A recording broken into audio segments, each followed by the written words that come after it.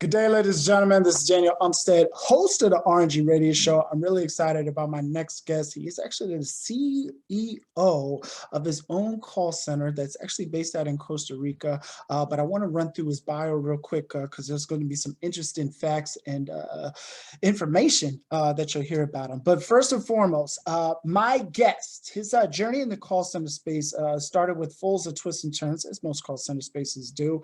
When he was 27 years old, he had relocated to Costa Rica to train employees for one of the largest call centers in San Jose. With a mix of motivational public speaking style backed by tactful and appropriate rhetoric, Richard shared his knowledge and trained over 10,000 bilingual telemarketers. There's 10,000 folks. Feel free to write that down because it is 4 zeros. Richard Block has the largest collection of restored American pinball machines and antique Rockola Jukeboxes in Central America, making gamification a strong part of CCC culture. He currently holds and still has, since 2008, the Chief Executive Officer for Costa Rica's call center. He also holds a bachelor's degree in communications and Spanish from the University of Arizona and a certificate of language proficiency from the University of Sevilla, Spain, España, for amigas and amigas, and a keynote speaker for Philadelphia's Abington High School 68th National Honor Society induction ceremony. Giving back always, he missed his part in his bio, but always giving back to Abington Senior High School. It is very important to Mr. Block. As such, he endows a scholarship each year for students that plan on majoring in a world language at the university level. So scholarship, call center, and ladies and gentlemen, I usually don't like to give out private information, but I am going to be on this show. You have to understand, my son is currently going to school at Abington Middle School. Richard and I met through a podcast directory where he has to be on my show. So such a small world this is that a future alum and now I'm speaking to a past alum, all coming together. So, because Abington ain't big, but it ain't small either. So just being able to connect is just an amazing thing. But without further ado, ladies and gentlemen, Richard Block. So welcome to the show, man. How are you? Daniel, I'm doing great. I'm so happy to be here today. And I got to tell you, I've done over 100 podcasts, but when I do one in Philadelphia, you know it's my favorite. There we go. There we go. Let's go Eagles. I can't say anything else about anybody else. This is, ladies and gentlemen, if you're listening or watching right now, this is after the failed World Series with Houston, blah, blah, blah. But, you know, Sixers somewhat 12-10 strong last time I checked, but let's go Eagles. I'm not going to talk about the Commanders game, but let's go Eagles. Remember our Philadelphia Flyers as well. Yes, and them too. Hockey comes and goes for me, man. Hockey comes and goes. So you might as well include, what is it, the Wings, and what do we got, the Union Soccer as well down in Chester. So talking about my old Broad Street Bullies, my favorite athlete of all time, Bernie Perrant, their goalie that took them to the Stanley Cup. And so those are the days my dad used to take me down to the Spectrum to watch the boys play. Oh man, now we're talking, what is it, before Wells Fargo, because it was Wachovia beforehand, wasn't it? What was the name of the stadium? We're talking about the 70s right here. Oh, okay, never mind then, never mind. We're going to skip through. We're going way old school with Bobby Clark and Perrant and, you know, and Bill Barber and those guys and Dave Schultz. Oh, yeah. We're definitely taking it back. Definitely taking it back. Well, Richard, tell me your story, man. What I know I've read a brief of the bio, but you know, what got you interested in the call center space? You know, 10,000 bilingual telemarketers, being able to train them and, you know, scale where you're at right now. Like, what got you started? Tell me your story, man. I was given a 1 in a million opportunity, Daniel, back in August of 2000. A very good friend of mine who owned a call center here said, Richie, why don't you come down for a couple months and teach some English? Well, that barn door was open. I wasn't coming back to the States, and I worked for my friend's center for 4 years. I learned the business from the inside out, not C-level, but as an agent. And I cracked some codes. I saw what to do in order to enhance the experience, give some more dignity and empathy, and make it happen. But I got to let you know something. If it weren't for my beloved Abington Senior High School, and I'm so proud of my ghosts, I did so much stuff outside of the classroom. I was encouraged to not only be a tri-letterman, but also get involved in student government. I raised a bunch of money for the high school, and I was not an honor roll student. I wasn't that model student, but I was very loyal and I knew where my strengths were. And even the late principal, Norman Schmidt, wrote me a college recommendation letter to get into the University of Arizona. Without that, I don't know if I would have put the ball in the end zone. I'll be forthright with you. Gotcha. So I paid forward. But I do know this, that growing up in Northeast Philadelphia, what it did was there are some individuals out there that really have vigor. We have our pride. We have our rocky 15 rounds. But there was something about where I grew up, where the friendships were so unique. And so there was a lot of depth to it. Friends would push you, but also pick you up, and they would get you to be the best you could be. And you earned your spots on the sports team. You earned student government. You earned your friends. And so when it came to Abington, I believe in old school, really old school. And so when I come back every 5 years for my reunion and I see all of my amazing friends, and I'm very good friends with the current principal, Angelo Barrios, is just an amazing man, and so many teachers. It's something where it grounds me.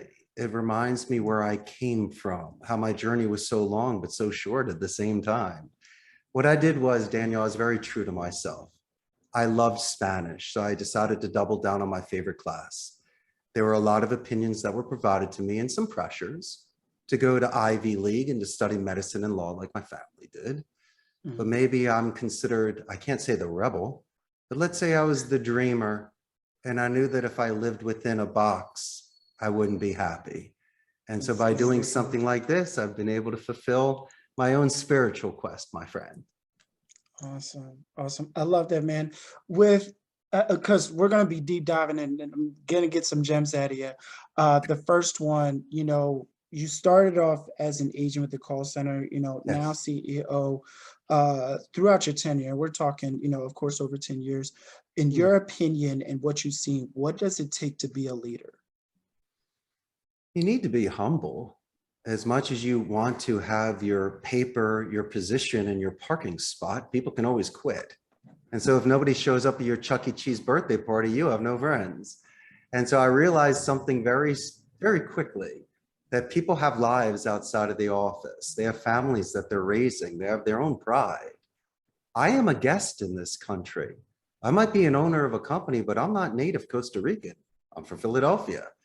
And so by learning a second language and extending that sort of good faith and interest in their culture, I was received in a very positive way.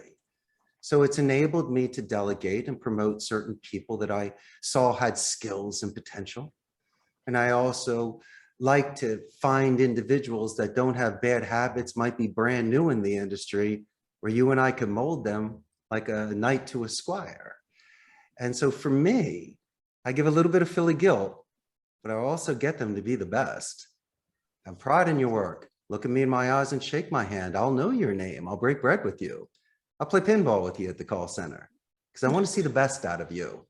And I believe that the best leaders are the ones that produced leaders. And they're the ones that have somebody that says good morning to them or makes a suggestion or not afraid to come to your office to tell you if they're having a good day or a bad day.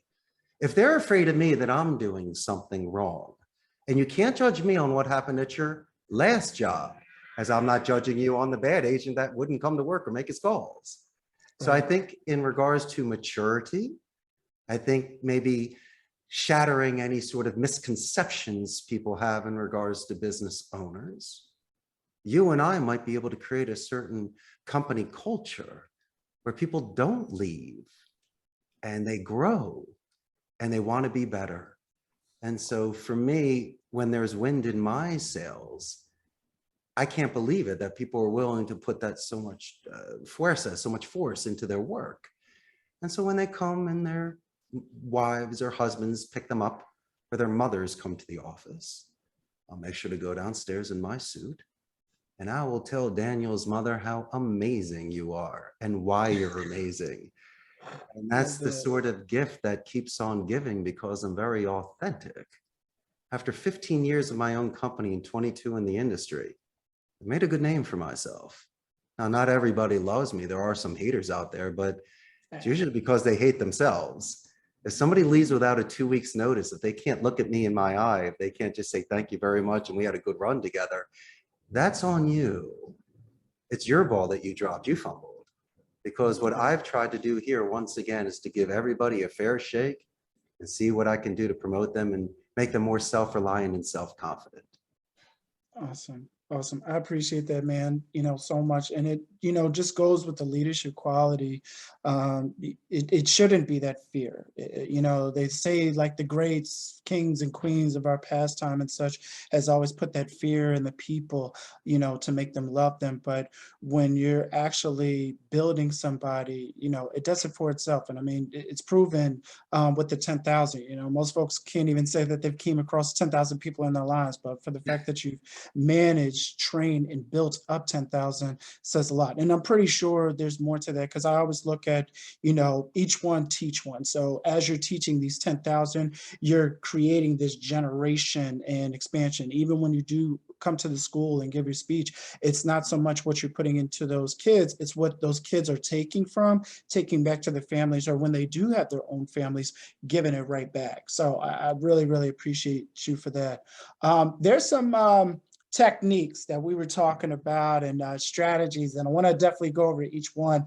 Can we talk about the famous buffer boomerang technique? Explain to the folks that. What is that? My buffer boomerang technique. Let me see if I got this for you. Can you see this? Yes. For the folks that are listening on Spotify, it says at the bottom, that is a good question. And we're starting from the left, -2. That's a buffer, moving over to the right, in my vision, to a +2.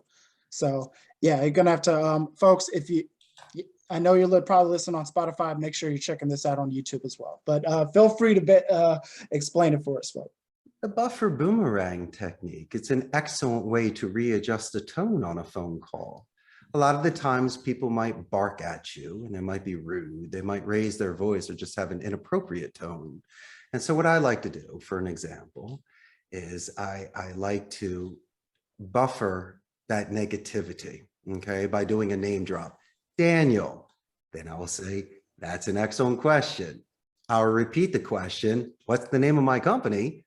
Costa Rica's call center. And so what I can do is I can buffer the tone, slow it down, name drop. You say, that's a good question. Glad you brought it up. Okay, we were just about to talk about that. So glad we're going to discuss that.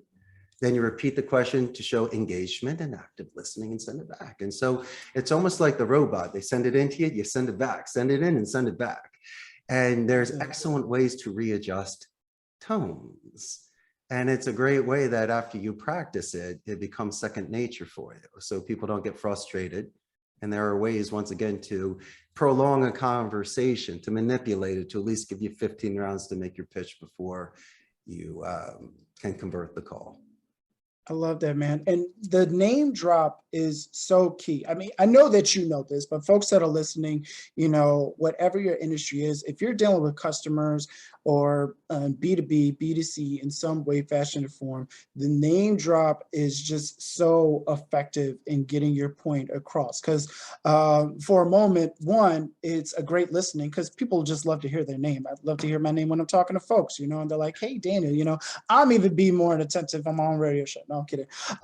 But the name drop, pulls people in, it draws them in, and it's like, okay, you know what? Richard is actually listening to me. He's actually taking the time. And that buffer technique, as you said, it's the robot motion. The moment that you say somebody's name, they're like, huh, what?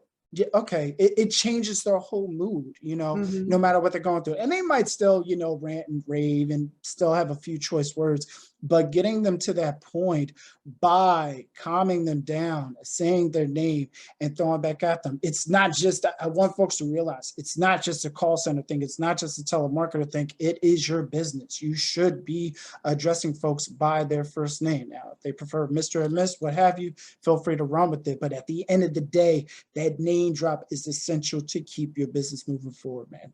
Awesome. Love that. My good friend, you don't want to overkill the name drop. Like if you say, now, how often? Yeah. Now, of course, I'm just saying in general, most of these folks that are probably listening, maybe you have a 5 to 10 minutes intro pitch. Based upon your skill set and your tenure and your experience, how often should a name drop be done? I think that you should use it for transitional sentences and confirmations, even rebuttals. Okay, so if you're switching topics, use that as a bridging sentence. So Daniel, why don't we talk about Philadelphia more? Or Daniel, this makes sense, doesn't it? I mean, there's certain ways to do that. Or Daniel, did you choose ABC or 1, 2, 3? Those are great times. There's are almost checkpoints. Think of it like bread of a sandwich. Top and bottom connects the middle. What do we do in the middle? Personal pronouns, your, are. It's the cousin of the name drop. So you can do a 5 to a 6 to a 1 because in every sentence there is a personal pronoun. My suggestion is to split up a sentence is by giving it a 1/4 second slide. So you could say your, pause, and then continue. So as you're saying, capturing information is the cousin of the name drop. They're still paying attention. And it is the trigger word. It's the spike for emphasis. I believe in pausing before names and numbers. Now, you and I are looking at each other right now, and it's great because we're both good looking. But most of these phone calls, you can't see the person. So there's a lot of difficult times to gauge their reactions. So my suggestion, because the average attention span is about 30 seconds to 2 minutes, think of it as a boxing match. You're not getting 10 minutes. You're going to be buying 30-second shots. And so if we can do these checkpoints, there's a great way. Once again, we're buying another 30 seconds to a minute. Now, we spoke about the buffer boomerang. Usually prior to that, if I may make a suggestion in regards to individuals that are prospecting phone calls, what they should do if they're calling business to consumer or business to business is do a company name spike, or as you are in the real estate industry, and what I used to calling FISBOs and cancels and expireds, what I would give the address spike. Hey, 123 Main Street. And then I would say, how are you doing today? Not how Daniel's doing today. He might not be doing well. That could be a hang up. I will ask, hey, how's, Jones Pizza doing today? And most of the time, if not all of the time, I'm going to say it better than the person answering the phone. It's going to snap that gatekeeper out of the salesperson hang up. It's going to reduce them from a 10 to a 5. So at least you got a shot from the buffer boomerang of, who are you? So glad that you asked. My name is Richard Blank. It's a great way just to throw it right back at them. And when you get a name, you got to make sure prior to a transfer to a decision maker, or if you let them know that they did an excellent job and you give them a positive verbal escalation. And then you're also going to let them know that you're going to speak to their boss about them. Because when the boss picks up the phone, the first thing I'm going to say before introducing myself is, hey, Daniel's one of the greatest employees you got. They don't even know me yet, but it's like a mystery. Right. But they do know their employee, and it's like, what? Okay. All right. So I have shown good faith. I gave the gift, and also your gatekeeper gave me the pass to pitch. So initially I'm already starting off with at least a minute's worth of free play. And so I can properly introduce myself. I can set the pace and make the call. And then when I'm done, I'll do it in writing. I'll do a follow-up thank you email. And I'll also mention how amazing this individual was that assisted me. So when I call your company back, your home back, or wherever you're calling, the Richard Circle is complete. That individual thanked me for complimenting them after all the years they've been working there. Add momentum to my call, give me more company or family culture information. Little goodies that will assist you in moving that ball further down the way. And these are things that won't compromise your ethics, values, or morals. All I'm doing is thanking those individuals, paying it forward for those amazing first impression people that answer your phone and stand at your gates. And so for me, those have been the people that have gotten me the first class plane ticket, the biggest lobster tail at the restaurant, or even that table when they've been packed for Mother's Day. You're nice to the maitre d', you're nice to the chef, you're nice to the waitresses. And once they start getting promoted, they don't forget about you. Yeah. And you're the ones that wrote to their supervisors on those comments, cards, on how amazing they were. And so these are the sort of simple things in your bedside manner, Daniel, that can give you that much more enriched relationship with your clients. Yeah. Dang, that's good. That's good. I got, a ton of questions. One of them with the name, because some of these names are unique, that they're not a Richard or Daniel. Some are got 25 syllables in them. What has been your best technique for the ones that, names may have been forgotten, during conversation, or, just in general asking, like, what is your best method in, re-asking somebody what their name is, or even pronouncing it for them? Let's do the combo. First, prior to using the military alphabet to ensure it's a B or a D, Bravo, Delta, you got to use that. And prior to that, saying, Daniel, your last name is very exotic and wonderful, and I really would prefer to pronounce it correctly for you.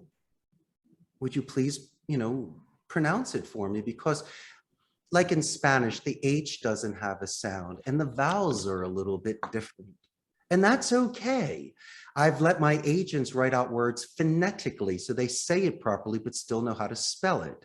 But yes, these exotic names, when most people guess or they have emails bounce back and place the blame on someone because they were born somewhere in the world where that's a common name, that's not fair. And they're almost expecting you to talk about the white elephant in the room, my 20-letter name with 5 X's in it. How do you pronounce it? And it's just, and it's amazing. Like, when I was a little boy, could you spell Chappaquiddick? Those are the fun things to do, or spell Mississippi. Those are some of the tough words. Always doing this. Come on, you remember in first grade, those are the tough words. Oh yeah, especially with the challenges in between, school breaks or after school, but you can't say Mississippi Fest, MISSISSIPPI. Oh yeah. But you remember the first time you cracked that code. And so if you don't ask, it's an insult. If you do ask in a way, how do you spell your name? That's kind of off-beating, but letting them know that you are open-minded for other cultures and showing that sort of respect, because you don't know when to sit, when to ask for something. What are the manners in your home? What's the manners in regards to your name pronunciation that's been passed down from generations? And so for me, just like the positive escalation to a gatekeeper, I've had people say, Richard, out of the last 30 people I've spoken to, you're the only one that asked how to spell it, and after 3 times can pronounce it correctly. Thank you very much. Wow. And they remember that. They remember that. What are you dancing around? This is something that needs to be sliced and diced slowly, but you can say it prior, let them know that their name sounds amazing.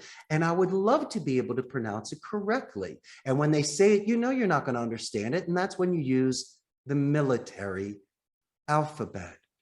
And when you hit the military alphabet, then they know you're serious. First, they probably think you served in the military, but second, they realize that you're taking it very seriously, because that is, in my industry, that's the easiest way to decipher a spelling. Awesome. Awesome. I appreciate that so much. Another strategy I wanted to talk about, interpersonal communication conflict management strategy. Could you deep dive into that a bit as well? Absolutely. Well, there's always conflict, and it just depends on how you manage it. And so for me, I look into things many different ways. First and foremost, I give somebody the benefit of the doubt. That's number one, if I have a track record with them. Secondly, I'll take into consideration that there might be some things outside of the office, Daniel, that could be affecting them. For an example, my good friend just got married. So you're in the best mood every day, all day. I can see you every day. You actually look taller since the last time we spoke. So, I feel myself growing. I know. And so these are the sort of things I can see you on a high, but you also judge somebody's character during chaos. And I want to see if somebody has the maturity, the impulse control, or the experience to handle it. And so for me, unless they're breaking labor laws or scratching my car, I'm the first person to do a timeout. Let's go get some water on the face, maybe some coffee. And that's just from a boss to an employee perspective. But also, I believe in 2 ears and 1 mouth. The greatest thing for me to do is to listen first. And once you're done, if we take turns, there might be things that aren't important to you. I see your priority now. I could have been miscommunicating or understanding something because of my own position or emotion. So a lot of the times I've reset myself by listening to somebody's point of view. Finally, if it's very important, like a Thanksgiving dinner, a marriage, a best friend, or just something, if you are given, Daniel, the luxury of time, my suggestion would be to write a draft and not send it, to sleep on it. Go to the gym, work out on it. Think about it. Because the following day, when the dust settles, there's a very good chance you see where the priorities are. You realize you overextended yourself, didn't say enough, and possibly, Dan, you might even be apologizing for your tone. I And love that. yeah. No, it's so noted. What I used to do prior to me getting married to this beautiful love of my life, Oh, yeah. had not so of a good marriage the first round. And what I would do, instead of, either lashing it out and letting the world know or even letting her know, I would send the information to myself. I would email it to myself. And I look back now because there's some stuff I'm like, what the hell was wrong with you, man? But it's best that I kept it internalized, and being able to look back and I'm like, you know what? It really wasn't that serious. Or even more so, it really wasn't that deep. So being able to manage that, definitely has done a lot. The other thing that I wanted to talk about that somebody had pointed out, and I want to get your feedback and take on it. I was reading something where they said, imagine if you were charged like $1,000 per word. Would you still say as much as you would in regards to an email response or even getting back to somebody? So based upon, that, like, do you feel that it's true, or do you feel that, there are some times that you do need to explain fully everything, whether it be in an email response or even over the phone? Depends on your relationship with the person. If it's your best friend, guess what? You don't even need to say a single word. And I'm sure your beautiful wife finishes sentences for you, which would have saved you a couple All the $1,000. time. I'm usually, yes, dear. If I've she said yes, speaks dear, for a you, do lot. you still have to pay? Like if you don't speak, but your wife speaks for you, do you have to pay for that? I'm trying to figure out how many times I should be paying her for me saying yes, dear. So how much Exactly. are How much the that bill is she running up? But right, right. but to answer your question, it's almost like this. The greatest thing to ever have with someone is a comfortable silence. But if you are talking about something where I can't see somebody and I have to write and charge per word, I think you could make it almost to a one-word sort of thing, because Albert Einstein said, if you can't explain things in the simplest of terms, you don't understand enough. Like you're calling me for my call center services. I'm calling you for real estate. Let's pick words: contract, money, showings, open house. You tell me. Or trust, Yeah. confidence. How about someone that's got, reliability? Because all this stuff anybody can have. It's like when you see somebody with money, anybody can get money. It just depends on what you do with it. Right. And so why do I need to write you 5 pages to convince myself? I should have it done on merit. And almost, if I might think about it, I said, Google me. How about that? Yeah. $2,000, Google me. So when you Google me, then you can read $1 million worth of stuff and see pictures. I don't know how much you charge for pictures, but maybe I should do it that way. But I believe that my past actions should speak more than my future words. And maybe just by knowing that expat, that's interesting. So this gentleman decided to move abroad, second language. That's interesting. Who is this individual? Or even someone that says marathon runner. I think I might rather choose to hire that individual than college professor, because I think it's a lot tougher to run a marathon, in my personal opinion. That's some serious mental and physical stuff. Yeah. So you tell me, maybe I'll just throw you off and throw out the color purple. See where that goes. But Right. maybe I'll have you write me back saying, can you explain? But if you're making me spend thousands of dollars to convince you to do business with me, you're not the sort of client that I need. I want somebody that has the best relationship where we can meet in the middle, and that I don't need to have leverage against me. And so for me, if I'm feeling uncomfortable initially, fine. But if the world says I got to put a $5,000 bid to earn your business, and that's just the name of the game, so be it. But I tell you what, when I've had to push rocks uphill like Sisyphus to earn someone's business, or to convince them on who I am prior to a contract when I don't even know this individual, that's not fair. I think that everybody, as I mentioned before, should come with a clean slate. And maybe prior to business, we should talk about who we are personally if we're looking to have a long-term relationship and possibly get through speed bumps together. Because we're talking on a high, it's the honeymoon stage. What happens when it gets tough? Do you take off your mask? Do you change? Or is it something that we have such a foundation, Daniel? Maybe the word I would use for you, buddy, foundation. Yeah, because without that foundation, we're not building any sort of buildings. Your structure has no substance. So how about that? Take my grand, put me down for foundation. How does that sound? That's actually applicable for your industry too. No. And it just starts with that. I mean, even with the real estate, and I'll even backtrack it even more so with the radio show. My beginning process for the radio show was not set up on any foundation. It wasn't until I realized the foundation in itself needed to be the guest. Before, I was waking up at 5 a.m., 7-ish, trying to start the day, doing a hoorah-rah in regards to motivation. I wasn't even getting up for myself. And then it moved into, oh, well, I could talk about credit repair because I was working that. And I'm also a real estate agent, so I could talk about real estate tips. And I got 10 plus years in, staffing and recruiting, so I could share that. And it boiled down to the opportunity where I had a few, well, I shouldn't say a few, it turned into about 50 people. But I had a group of folks that I was connected on a Facebook group, and they said, yeah, I would love to be on your podcast. And I'm like, that's it. And ever since that foundation, if you will, it helped build up to where it's at right now. So yeah, and I love your take on it, because folks get so wrapped up, and it's like, oh man, even my main job, the 9 to 5, they love me here, so they don't mind me bragging about them.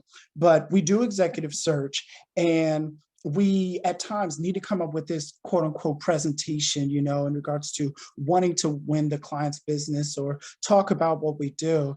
And not so much, of course, I'm going into the next sales pitch call, executive call saying, hey, foundation, call us in the morning. But, leading with, it's like, hey, as much as I've done research on your company, you should have done research on my company and what we've done, especially when I'm giving you the material, and meeting in the middle. So many folks who are brand new real estate agents, I see that, they're so pressured to get their name out there, to push everything. It's like, hey, this is what we do. This is what we do. This is the real estate industry. Here's some tips and tricks, without coming to the table and something as simple as, hey, 123 Main Street, tell me about it, rather than saying, dear expired listing user, I came across your property in the MLS and wanted to find out more information. You gotta make it personable to where it doesn't feel that awkwardness. Do your own icebreaker, if you will, by getting to know more about them. And if they're coming to the table and it's like, well, who's Daniel? Who's Richard? Then already it's like, whoa, I don't mean to brag, but some good looking guys. You didn't bother to do some research on me first before we came to the table. And it shows you what type of ethic and character that they come from. You're allowed to brag. When I would call not before 10 a.m. Richard, you got to tell them again. You got to tell them again. We call that, Daniel, we call it a self-wrap, and it can actually be used well on the phone. You just mentioned yourself. Hey, out of the last 9 people that called you, Daniel, I'm the only one that did the due diligence on your house. I told you about the sport court in the back. I love the curb appeal, and your kitchen's amazing. Look what you did with that island. And so, I mean, my favorite thing was Sundays. I go, instead of watching the Eagles game, I'm on the phone right now trying to list your property. Daniel, isn't that the sort of person you'd like to work with? There's nothing wrong with a self-wrap. I call you before the end of business today. I will make sure to follow up with an email. So if you follow through on first downs, don't be surprised if you get a touchdown. There's nothing wrong with high fives if you score. It's okay. You need that sort of positive reinforcement. Bragging is when you don't do anything and you say that you could. And also, as Chris Rock said, you don't get credit for things you're supposed to do. And so from my opinion, if you're doing the above and beyond, showing the bedside manner and just being Daniel, the amazing guy that you are, and that's why your podcast is blowing up, the market speaks, man. And if no one watched it, no one would call. And if I didn't enjoy your work, I wouldn't have begged to be on your show because I love what you do. I'm a huge fan. And thanks, so that's just the way you got to look at it. There are certain times you can look at yourself in the mirror, give yourself 5, wink at yourself. It's Yeah. good. It's all right. You need to do this. You're your best friend. Don't be so hard Yeah. on yourself. Not you, Yeah. And your no, audience. no, no, no, no, no. And I want that because, and that was the reason why I started this show, Richard. I had so many folks, and I mean, that of course you said we got been on 100 plus, but I've had these folks who, started their business, they got a product, they got a brand, they got a service that needs to get out to the world. And I'm like, use my show as your platform, use this stepping stone. You give me the questions that you want me to ask you. So that way, the next time that you're out and about or having to talk your business, you're able to say, hey, check me out on the RNG radio show. And then even from there, get on more shows. And as you said, it's okay to brag about yourself. But as you said, Chris Rocket pointed it out, you're not going to get, benefited from things that you're supposed to do. It's just taking that additional step, pointing out, the pool in the back. Because I'm not saying that every house in Jersey has a pool, but when you can actually notice it and point it out, or don't get confused and say like, oh, wait, 124 Main Street had the pool, not 123 Main Street. You're taking that extra step that nobody else is going to do. So I love that, man. I want to ask, because you've been doing this for a while, and you may have a few, 3 or 4, potentially more. What has been your greatest success? Because I come from a call center, working overnight, the 3rd shift hour.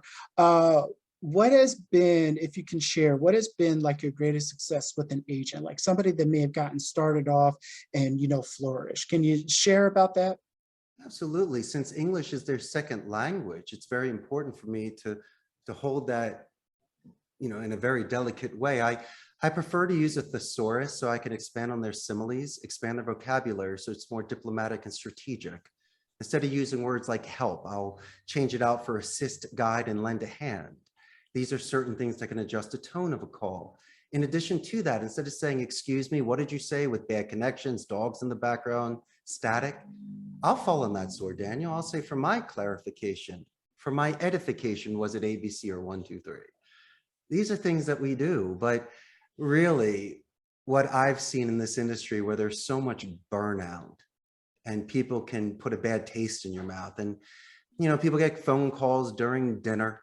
And you also have the Wolf of Wall Street, Glengarry Glen Ross, and all these other big movies out there, Wall Street, just to show telemarketers and selling stock. But not all of us sell stock, and some people make a very good living making and receiving phone calls. I believe in the art of speech. Daniel, today, most companies are looking for omni-channel non-voice communication, where you're filling out a form, doing a chat, or sending an email. Where that only elevates frustration levels, it's latent to get your response. And when you finally get someone on the phone, you're popping, exploding, and guns a-blazing. I believe that you still need to have interpersonal communication with your clients for retention, for upselling, for referrals. And let's look at it in a mature way, my friend. Let's say you lost an account. If you are given the luxury of an exit interview, we can find out what the competition did to earn their business or what you did to drop the ball. And so what I'm trying to do and succeeding is allowing these individuals to calm down, slow down, and build on their rhetorical skills and to become very proficient speakers so they become marketable. They can earn more. In call centers, and you know this perfectly well, if you're talented, you can make a lot of money. In fact, some people at my center earn more than doctors and attorneys in Costa Rica. But being in this industry and sitting in those cubicles and never really seeing what a call center looked like before coming down here, it really opened my eyes. And it's a fun environment. There's a lot of synergy. And if people are really engaged and really want to do dedicated practice, so they master their script, they really listen, they know how to pronounce names, time flies, they become very fulfilled, and they'll get promoted quickly. And I myself, it was interesting, Daniel, I was never a supervisor nor a manager for any job I had, none of them. And this one here, I went from agent to owning a call center. So I never became jaded. I never had to do office politics. My friend, I never forgot what got me here, the true Abington essence, if you know what I mean. But Yeah. But it never stopped, my friend. Since I was 18 years old, I made a commitment to myself to be true. And the stars became aligned. I was very fortunate. This should have never happened. And so when these individuals are here with me, there is a responsibility of a payroll, an insurance. It's not game time anymore. And so knowing that you feed so many families, you almost feel the weight of your world on your back, but someone's got to carry it. Let it be me. And I believe that by having that sort of responsibility and giving that job stability and promoting people, doing this for almost, 15 years, it's been a great run. And so when I'm with the agents, they can feel the sincerity. They know I call the balls and the strikes, and I'll be the first one there to congratulate them if they rip the call. And that's what I'm trying to do. I just want to build their confidence. So when they leave my office, they leave working with me, they can confront any sort of challenges that they have outside of the office and win. Love that, man. Love that.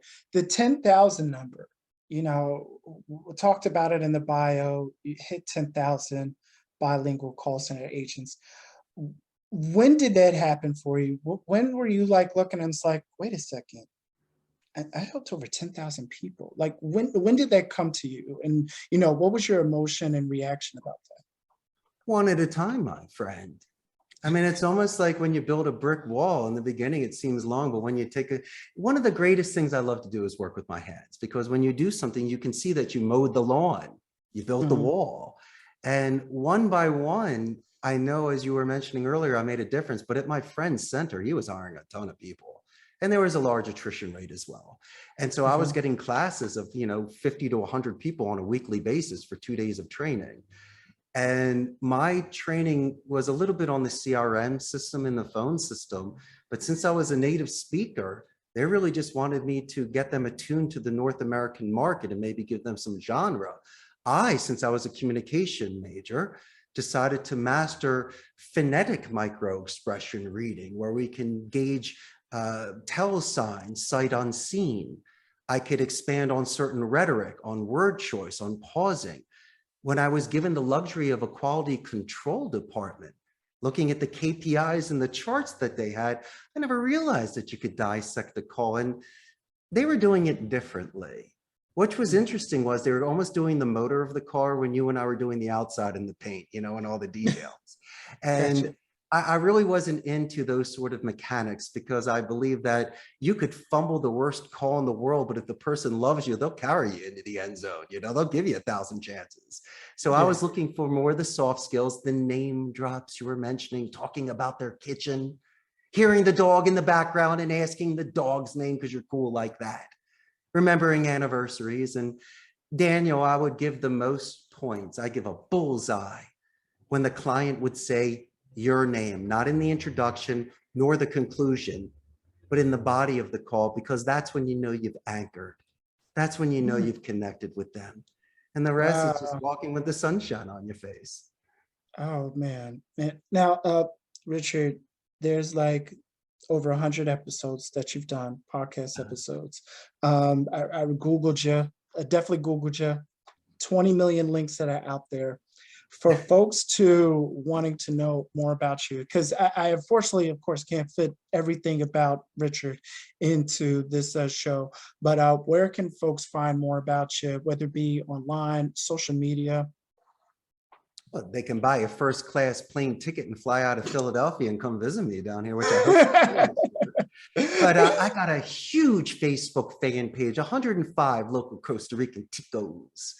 And once this goes live, Daniel, you're going to have thousands of new fans. But also, this is kind of cool. It will give your audience a real pulse of the business process outsourcing industry in Central America. Now, real quick, I'm north of Panama, south of Nicaragua. Costa Rica has the only democratic society in Central America. There's no standing army, so they put all that money back into education with a 95% literacy rate. We have the best infrastructure. Companies such as Amazon, HP, Intel, and Oracle are here. We're known for medical tourism and finally, ecotourism. So if you like zip lining, monkeys, beaches, butterflies, iguanas, This is You definitely had me at beaches, just that was beaches. maybe not as nice as the Jersey Shore, but it's pretty nice down here. I No. used to love my Margate and Ventnor, but what are you going to do? Gotcha. No, I appreciate that. And then also, and we kind of touched on it before, but I definitely wanted to, since we got some time on here, Yes. phonetic micro expression reading for mastering verbal tell signs. Can you speak on that? Yes. In fact, I have a chart here too. Let me pull this up for you. Love it. Can you see All that? right. Yes, I can. Folks, if you're watching on YouTube, make sure you do a screenshot and then take it away, Richard. Do you remember So, in and 8th grade real when you quick had an on XY the, chart? now real quick on the side, it said, what were the 4 words again? I'm sorry. 4 words Phonetic were, micro expression reading. okay. All right, go ahead. Now, what were you saying back in which school? But phonetics is broken down into 4 parts. It's your tone, rate, pitch, and duration. In my opinion, your tone is your consistent variable. It should be confident and empathetic. Individuals that teach sales training will talk about mirror imaging, and I do agree with that technique. But I think that if you're going to be studying someone's phonetics, not semantics, their word choice, just the sound of speech, you don't want to study the tone. You want to study how fast and how loud they speak, their rate and their pitch. Now, by looking at this every 30 seconds to 2 minutes, you can gauge if there's a spike or a dip. If there is a spike or a dip, this is when you interject with a rebuttal or a tie down question. Now, once you see it, you can't unsee it. After 3 weeks, it becomes habit. And you're saying to me, but it sounds like something that is normal. Well, you're talking about micro-expression reading when you're reading someone's body language. They're self-adapting, object adapting, space, the haptics, the proxemics, what they do with their hair and their face. I'm talking about sight unseen. And I do believe that phonetics is the purest form of speech because by looking at something, there's congruence where audio matches the visual and there can be distractions or miscommunication. Someone's frowning could be happy, you never know. People cry when they win the lottery, go figure. So I believe, I broke anymore. you know what I'm talking about? And so Right. when I was on the phone, and you know this, working at the call center, it becomes monotonous. It's the same thing. And for me, I was able to juggle and bite an apple, still be professional, but not act the fool. And by listening to these spikes and dips, I actually believe that I cracked a code, a real tell sign. But here's the thing, Daniel, you can always manipulate a tone. You can manipulate a rate and a pitch. But the one thing you can't do subconsciously is the answering speed. I always believe that there's the insurance policy of your phonetic micro-expression reading, because once again, you'd be lucky if you get 4 out of 10 consistently because your emotions are kicking in on that. And so if you're very astute, lucid, and you really pay attention to these calls, and that's why instead of just doing this halfway, getting your numbers and making your money, if you are very, very engaged in these calls and you're doing it thousands of times a month, there has to be in that controlled focus group environment ways for you to expand. And besides doing my job and getting good numbers, I was crushing it with the expression reading because I knew when they had a question, I knew when to repeat something again. I even kind of did the test, Daniel, this is fun. And I could tell. They'd ask for my phone number. I would give the phone number. Instead of asking if I would like to repeat it, I would say, Daniel, could you repeat it to me in case I went too quick? And then I could, in my mind, tell they wrote the number down. And like, well, I am, Daniel, you didn't even write the number. I told you I went too fast. Let me do it a second time. And that's when I could really test without hurting anybody if I was correct in regards to my phonetic microexpression reading. One of the tell signs was doing the readback of the toll-free number. And there's other areas to see if they're engaged with you. If there's cross-talking or interruption, that's your fault. You're stepping on their toes. You're the rudder of their ship. They're leading it. It's all good. Grandma speaks slowly. She can't hear you. You got to be louder. And someone that has 2 minutes before they get into the tunnel might be screaming and going fast. Or someone that's in their home is low and slow. It goes all different ways. And I think besides the calls that you're making, forget what you're saying, match them. It's good, integrated in your own pace. And you will see that you will be complimented as a very good listener. You'll know when to interject. And it's almost funny, you know how when animals kind of look like their owners, Don't be surprised by the end of the call, you don't sound like the person that you're speaking with. Because you matched them so well. No, that's, oh man, I love that. Listen, the Daniel, gems, son, you got it from Mr. Miyagi. Good man. yeah, shishini. No, I just love everything, man, that you just been dropping. One question I want to ask you before we wrap up. What advice, because, and I know you do it constantly, man, it's just showing in your energy. When people are facing obstacle hurdles, they're having that bad day in the call center, or they're just not making the quote unquote numbers, what advice do you typically usually give, or even if it's more than one, to folks that may be struggling or hitting that wall and not sure where to turn?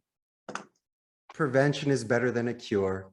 If you're at that stage, something worked up to that for it to pop. You know, it's just not one random weird day. I mean, once again, you've been pressing on that leg so much, eventually it snaps. I believe in dedicated practice. Maybe if you prepared yourself prior to the fight, you'd win or go the distance. And also be coachable. If something happens, first I'll ask someone, may I make a suggestion? Daniel will say yes. And then prior to telling you what happened, I'll explain in my own terms what I did when I was a freshman making phone calls and how I learned from it and how I'm going to pass it forward to you. And that's how it's done. And also, I can't help individuals on their own forced marches. I'm not going to hit the ball and drag Johnny. It's just not how it goes. But if you need some resetting, if we need to regroup a little bit and find your focus and balance, I'm cool with that. But if someone is struggling because they're not practicing, or if they're showing up late, or if they're doing things they shouldn't during lunch, and they're not making their calls, that's on you. You're not a kid anymore. It's time to be a big boy. And it's time to step up to the plate because my clients depend on you, families depend on you. And so I have, as I mentioned earlier, as long as they're not really breaking labor laws, I do wiggle room. I really try to give second or third chances because I've been given second and third chances. And I understand what an 18-year-old Richard would have done if Norman Schmidt did not write me that letter of recommendation where my life would be today. And so I want to be that best coach, that best teacher, and if I get that honor, the best mentor they ever had. Love that, man. Love that. Well, Richard, I couldn't have asked for a better closer, man. So I want to thank you again so much for your time. My interviews typically last 20, 30 minutes. I think we're like near an hour. But it's a just Philly interview. What do you say? If you didn't do this, then you know how pissed they'd be. Right. So, but no, I really appreciate having you on here, man. Definitely want to have you come back on, you know, for us to do a follow-up, see what's going on. And, you know, if things are looking brighter in the future, would say, well, hey, maybe we'll just do the interview down in Costa Rica, man, which, you know, I'm always for. So get the missus out the house, man. She would love it. So well, I'm giving you a virtual high five. You are my main man. Taking it back. Appreciate it, man. All right. Thank you for tuning in to the RNG Radio Show. Be sure to like and subscribe for more episodes and future content. If you'd like to learn more, visit us at danielumstead.com. Stay blessed, my fellow millionaires.